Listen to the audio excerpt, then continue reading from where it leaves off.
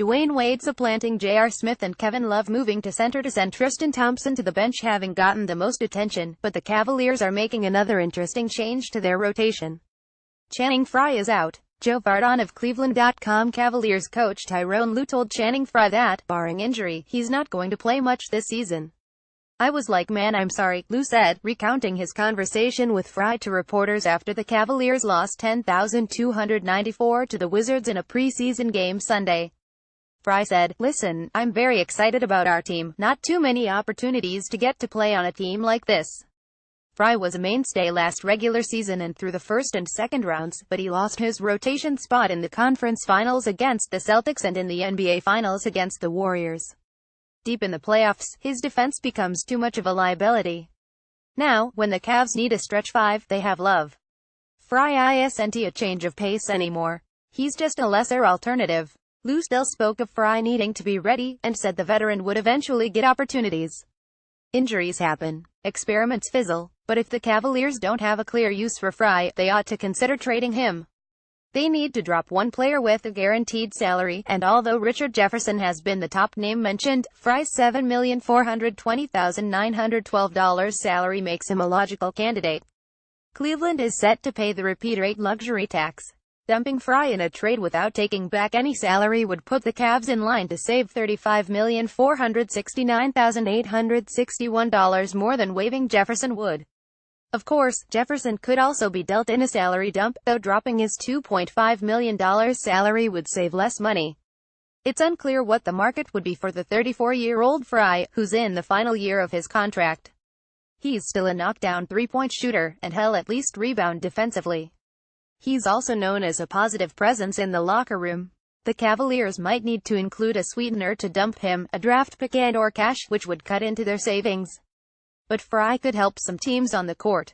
Or Cleveland could just keep him for his positive effect on chemistry and the chance his number will eventually be called. It's an annual dance brought on by the silly one-and-done rule. Elite college basketball players talk about how much they love their school, how tough it would be to leave even as they're skipping classes in the spring semester that they don't intend to finish, but their dream has always been to go to the NBA and they're going to pursue it. Joel Embiid was a one-and-done player for Kansas. Except he says he almost wasn't one and done. He came very close to staying a Jayhawk for another season, as reported by David Skretta at NBC Sports Philadelphia. "It was a great feeling," Embiid said of Kansas after the workout, sweat still dripping from his face.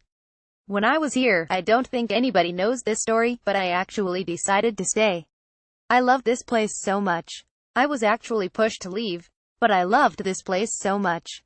So who did the pushing I'm not going to say," he said with another smile, "but it was a tough choice.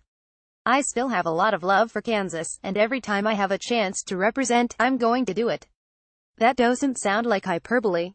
Embiid landed at Kansas fairly fresh out of his native Cameroon and started to develop there, and he averaged 11.2 points and 8.1 rebounds per game. There's also a sense of unfinished business. Remember, a stress fracture in his back late in the season kept him out of the Big 12 tournament and the NCAA tournament. He may well have wanted to return, but having just signed a $148 million contract extension with the Sixers, he's probably pretty happy with his decision to head to the NBA. The Lakers' plan is no secret: spend this season developing the young core, Lonzo Ball, Brandon Ingram, Julius Randle, Larry Nance Jr., Kyle Kuzma and on the list, while hoarding cap space, create more with trades, then next summer get at least one and maybe two max contract players to come in and start winning. The cap space part of the plan means don't expect the Lakers to extend Randle before the season starts, even though he is eligible. They would like to keep him, but they want to keep his cap hold down, and Los Angeles has the rights to match any offer next summer. Randle doesn't sound like he expects a deal, speaking to Young Missick of ESPN. "If it is right for both sides, we'll see," Randle said of trying to get a contract extension done early. "All I can really focus on is playing basketball. I can't really focus on the contract situation. At the end of the day, I am letting my agent handle all of that," Randle added. "We have great communication and we are on the same page, and he is in communication with the front office about that.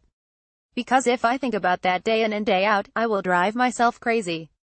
There's not going to be a deal. Cap space is the priority for Los Angeles. A contract for Randle would cut into it. If the Lakers keep him beyond this season, it's because the two sides reach a deal next summer, or the Lakers match another team's offer. That means Randall is playing for his next contract this season, and it's not going to be easy. He's in a battle for the starting 4 spot with Nance, and that plus the play of Kuzma could mean fewer minutes.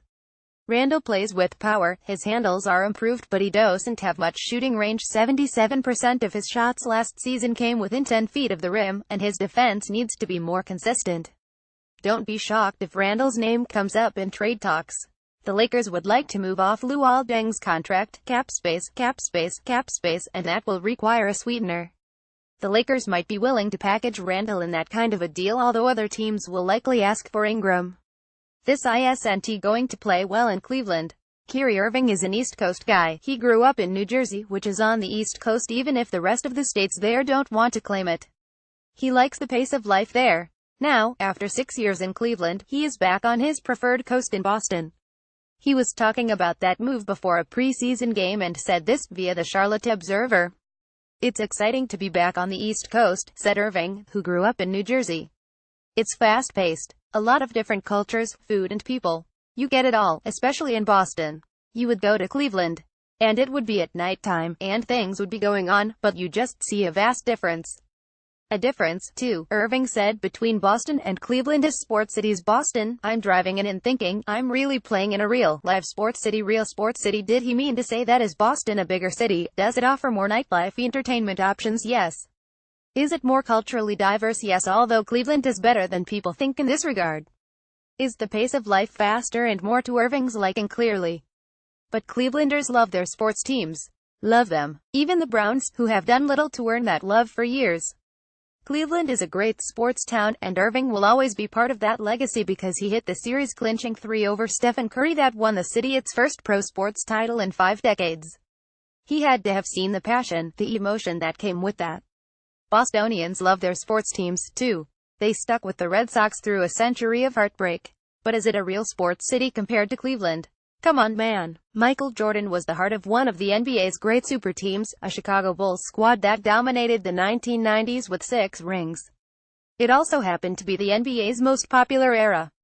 Today, Jordan is a smaller market NBA owner. Charlotte is the 8th smallest media market in the NBA, and from his new business perspective, he's not a fan of NBA super teams. This summer saw a consolidation of power as Houston and Oklahoma City loaded up to go at Golden State, while Boston put itself in position for future runs at Cleveland. A lot of owners had hoped that the new CBA would flatten out the talent pool, but that has not happened. Here is what Jordan told Cigar Aficionado in an article where MJ says he smokes 6 cigars a day, with a hat tipped to Ben Golliver of Sports Illustrated, who apparently is a cigar aficionado. "I think it's going to hurt the overall aspect of the league from a competitive standpoint.